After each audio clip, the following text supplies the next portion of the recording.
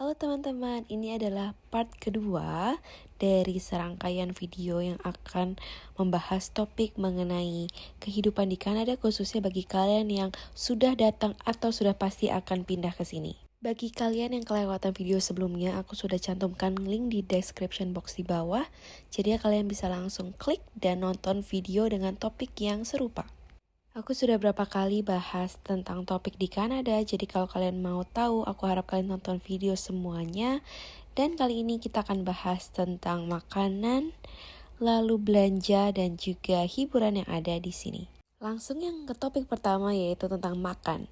Berapa sih atau gimana sih makan di luar negeri, khususnya kalau kalian makan di restoran dan lain-lain. Nah, bagi kalian yang kebiasaan untuk order Gojek, GoFood, lalu kalian sering makan di luar seperti di warteg atau restoran di Indonesia, kalian wajib banget dengar video ini sampai habis. Aku akan bahas dari sisi order online dulu. Di sini nggak semurah di Indonesia dan nggak segampang itu. Harganya lumayan mahal dan juga selalu ada ongkos kirim. Jadi kalian harus mengurangi kebiasaan ini kalau kalian mau save lebih banyak uang. Aku rasa sama seperti di Indonesia, kalau kalian order online di aplikasi, biasanya harganya itu udah dinaikkan sedikit dibandingkan kalau kalian beli langsung di restorannya. Dari pengalaman aku pribadi, aku selalu cari tahu dulu sebelum aku datang ke restoran apakah mereka punya promo atau tidak. Biasanya mereka ada lunch special dari hari Senin sampai hari Jumat. Jam-jam makan siang kurang lebih jam 11 sampai jam 2 kalian akan dapat promo. Misalnya kalian akan dapat paket, dapat minuman, dapat dessert dengan harga yang lebih murah dibandingkan kalau kalian tidak beli di saat jam tersebut. Promo lain yang biasanya selalu ada di Kanada yaitu adalah happy hour. Kalau kalian belum tahu, happy hour ini adalah jam-jam di mana tidak sibuk. Jadi untuk menarik pelanggan mereka melakukan trik ini. Biasanya sih mulainya jam 2 sampai 5 sore lalu dilanjutkan 8.30 sampai dia tutup. Nah, untuk promo ini baik lagi kalian bisa tanyakan. Dan cara paling gampang adalah kalian bisa cek website mereka, sosial media mereka seperti Instagram ataupun TikTok, dan juga foodie. Biasanya foodie-foodie dari kota kalian itu memberikan promo-promo seperti menggunakan kode tertentu untuk dapat diskon dan lain-lain. Kalian juga bisa telepon untuk dapat informasi yang lebih akurat. Budaya lain yang kalian harus ketahui ketika kalian pindah ke sini adalah di sini itu tetap ada namanya pajak makan. Sama seperti kalau di Jakarta ada 10%, di sini juga ada tergantung dari provinsi mana yang kalian akan tempati. Kalau di Vancouver atau British Columbia, setahu ada 5% pajak wajib yang harus kalian bayarkan.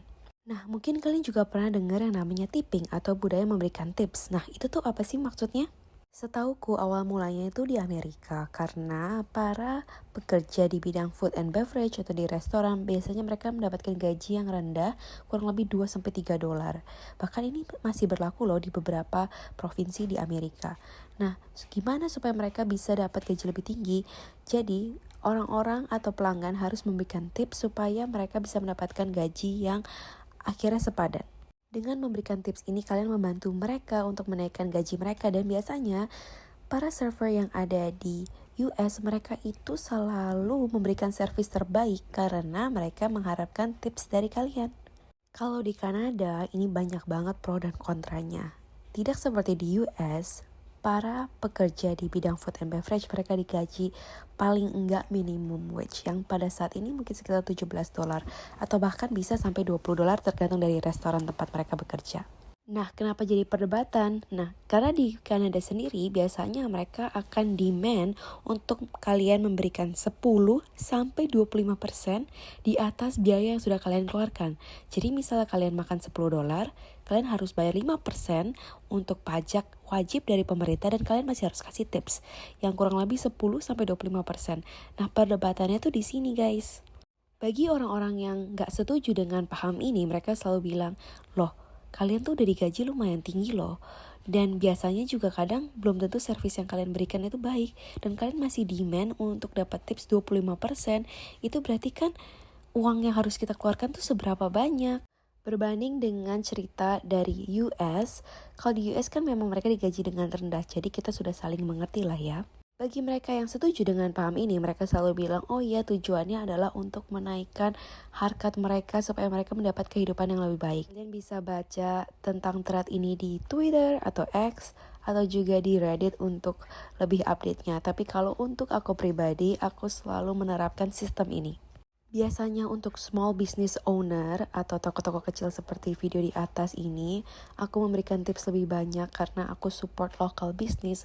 Tapi kalau memang dia perusahaan besar atau chain store yang cabangnya ada di mana-mana, biasanya aku memberikan tips lebih rendah atau tergantung dengan servis yang mereka berikan. Kalau memang servisnya sangat memuaskan, itu pertimbangan aku sendiri. Kalian juga harus hati-hati ketika kalian beli kopi pun untuk take out, biasanya mereka akan minta tersebut. Kalau untuk take out, aku biasanya tidak memberikan tips sama sekali karena bagi aku cuma ambil terus aku langsung pergi kan. Aku nggak duduk, aku nggak ngapa-ngapain. Kalau kalian one day merasa terpaksa untuk memberikan, menurut aku kalian bisa bilang ke orangnya kalau kalian nggak punya uang lebih atau kalian cuma bisa kasih segini aja karena ya ini yang kalian punya. Pokoknya jangan pernah takut karena tidak ada hukum tertulis yang mewajibkan kalian untuk memberikan berapa persen atau bahkan kalau kalian gak mau kasih pun itu gak apa-apa. Ini lebih ke kayak budaya aja, dan kalau memang mereka sampai mengancam untuk manggilkan polisi dan lain-lain, kalian tidak perlu takut ya teman-teman. Karena memang hal ini itu gak ada hubungannya dengan hukum yang akan ditegakkan oleh polisi, jadi mereka juga gak akan respon dengan hal-hal seperti ini. Sekarang kalian udah tahu kan gimana caranya untuk save more money dan juga budaya tipping yang ada di Kanada. Jadi kalian gak perlu takut lagi nih untuk menghadapi ini. Welcome to Canada guys! Seberapa mahal sih kak untuk belanja kebutuhan sehari-hari? Bukan makanan primer ya seperti supermarket, tapi untuk belanja aja, shopping. Sejujurnya aku bisa bilang untuk barang-barang seperti di video di atas, agak lebih mahal dibandingkan di Indonesia. Tapi jangan dibandingkan kalau kalian belanja di Shopee. Shopee kan pasti jauh lebih murah karena mereka nggak perlu bayar biaya untuk sewa toko. Tapi kalau misalnya kalian mau pintar-pintar untuk mencari yang murah, ada di sini namanya adalah dollar store. Jadi dollar store itu rata-rata toko yang menjual barang-barang dengan harga yang lebih murah dibandingkan harga pasar. Contohnya adalah Dollar Tree, Dollarama, Omomo, dan juga Daiso. Di toko-toko tersebut, kalian bisa mendapatkan harga yang lebih ramah dan juga lebih murah dibandingkan toko-toko besar lainnya. Cara lain adalah juga kalian bisa belanja di Walmart atau Superstore seperti di video sebelumnya yang pernah aku sebutkan. Di situ harganya lebih bersahabat. Kalau ngomongin soal belanja baju atau belanja barang-barang lain bukan yang untuk rumah, nah ada cara lain nih. Kalian perlu ingat di Kanada itu ada 4 season.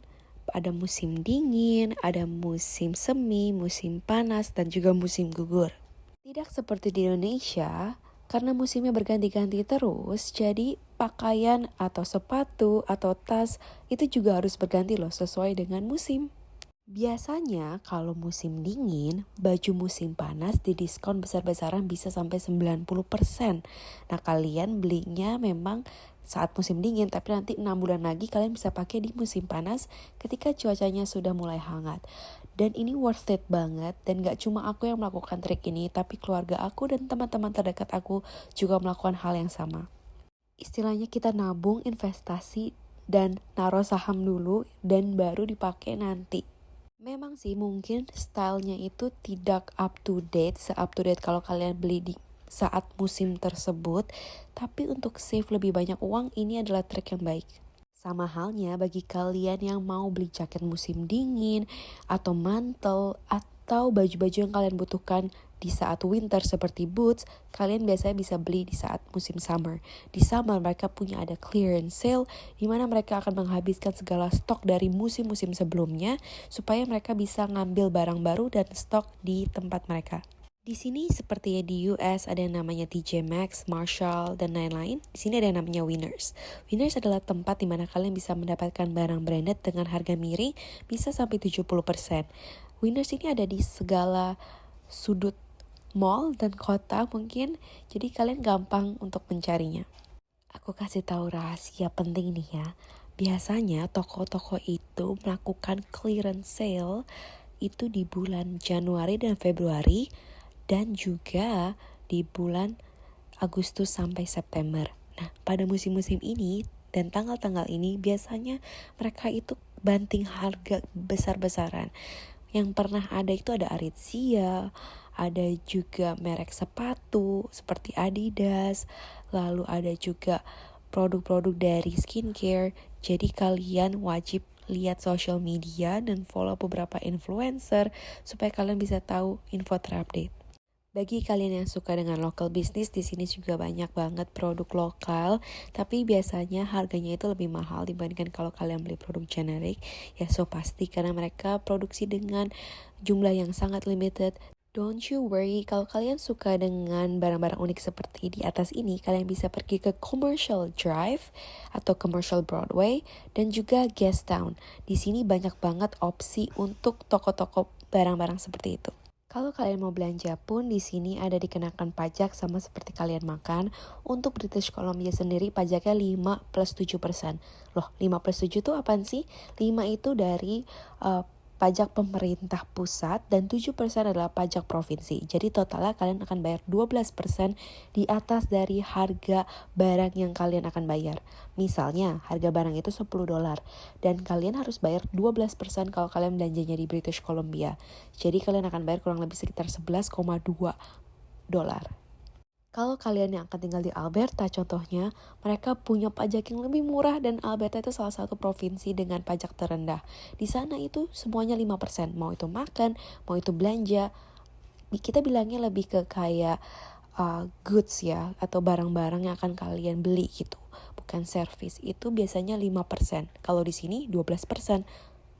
Misalnya kalian beli barang $10, di Alberta itu kalian cuma bayar 10,5 karena kalian akan bayar hanya 5% dari total harga barangnya. Ini salah satu alasan kenapa orang juga banyak yang pindah ke Alberta loh. Yang terakhir dari seluruh rangkaian ini aku akan bahas tentang aktivitas apa yang bisa kalian lakukan ketika kalian di sini. Ada banyak banget variety of activities yang kalian bisa lakukan, khususnya kalau di musim panas. Kalau di musim dingin memang lumayan jarang, karena rata-rata kegiatan di Kanada itu lebih cocok untuk kegiatan outdoor. Jadi kalau di musim panas, opsinya itu banyak banget. Sedangkan kalau di musim dingin, mungkin kalian akan lebih pilih aktivitas yang indoor, atau mungkin aktivitas yang berbau dengan salju.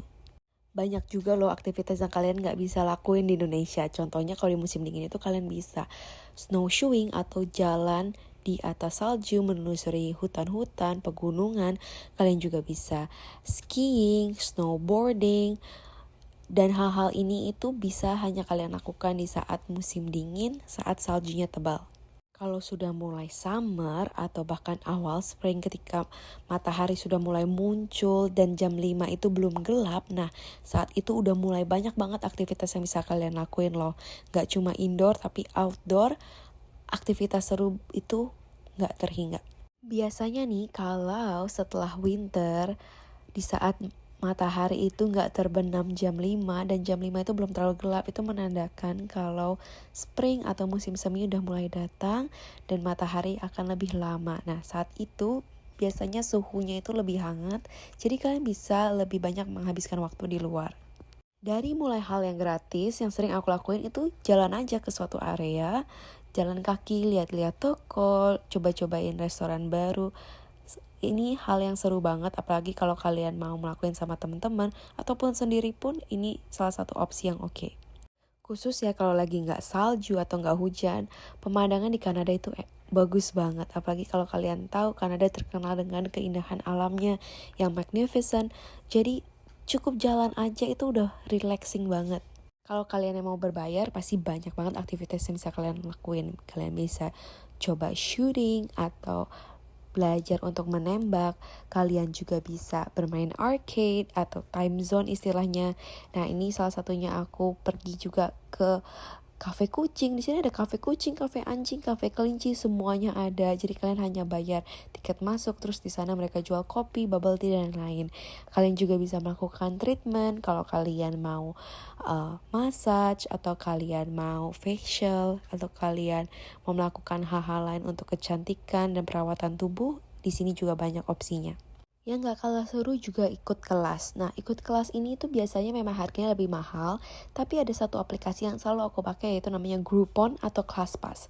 Kalian bisa cari di sana aktivitas yang kalian minati, kalian akan dapat harga lebih murah. Kalian juga bisa cek website mereka untuk mendapatkan promo. Biasanya kalau kalian bergerombol kayak satu grup gitu, akan dapat harga diskon yang jauh lebih murah dibanding kalau kalian pergi sendiri. Di kelas-kelas ini kalian bisa pilih, ada banyak banget opsinya, mulai dari kalian mau bikin perhiasan, kalian mau belajar untuk jadi tukang kayu, kalian mau bikin art, kalian mau masak, semuanya ada. Jadi sesuai dengan hobi kalian. Daripada kalian diam-diam aja di rumah, mending kalian ikut kelas seperti ini untuk melatih bahasa Inggris kalian, nambah pengetahuan kalian, dan juga kalian bisa nambah pertemanan kalian loh, karena kalian gak cuma kenal dengan orang Indonesia aja, tapi kalian bisa kenal dengan orang-orang baru yang ada di kelas tersebut dan sharing dengan hobi yang sama. Biasanya kelas-kelas ini juga memberikan kalian sertifikat. Nah, sertifikat ini bisa berguna banget loh buat kalian nantinya mau apply kerja, baik itu kerja secara part-time, full-time, kontrak, maupun kalian volunteer. Dengan kalian punya skill ini, kalian tuh lebih stand out atau lebih menonjol dibandingkan orang-orang lain yang gak punya skill sama. Kita biasanya juga menghabiskan waktu untuk acara seperti di atas ini, yaitu nonton konser atau nonton drama teatrikal, nonton opera, dan lain-lain. Biasanya kalau kalian student, kalian bisa mendapatkan harga yang lebih murah. Dan ini kita lagi nonton drama yang dibuat oleh student dari UBC, dan harganya itu sangat worth it. Gimana? Kalian tertarik gak sih?